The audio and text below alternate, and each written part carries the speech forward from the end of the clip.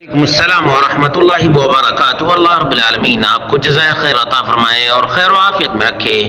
آپ کا سوال یہ تھا کہ کن کن چیزوں سے وضو ٹوٹ جاتا ہے۔ اس کا جواب یہ ہے کہ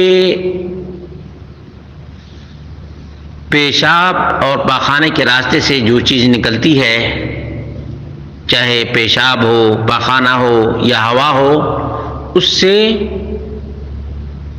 وضو ٹوٹ جاتا ہے۔ اور اسی طرح سے پیشاب یا پاخانہ کسی بھی آلہ کے ذریعے سے نکالا جائے تب بھی وضو ٹوٹ جاتا ہے۔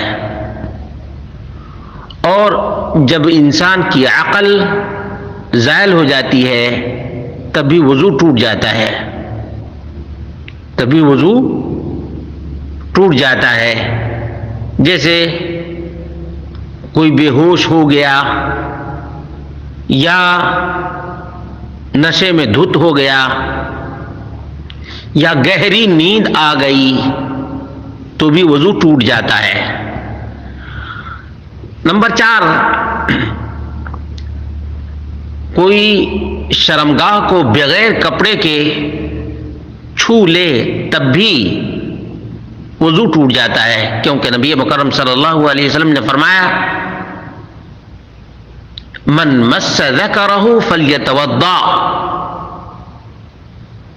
جس نے شرمگاہ کو چھوا اسے چاہیے کہ وہ وضو کرے۔ یہ ابو داؤد کی روایت ہے۔ شیخ ناصر الدین الالبانی نے اس کو صحیح قرار دیا ہے۔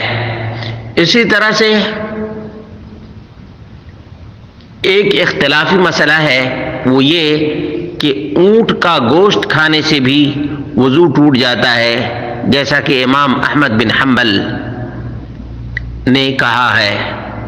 یہ وہ چند چیزیں ہیں جن سے وضو ٹوٹ جاتا ہے۔ واللہ اعلم بالصواب۔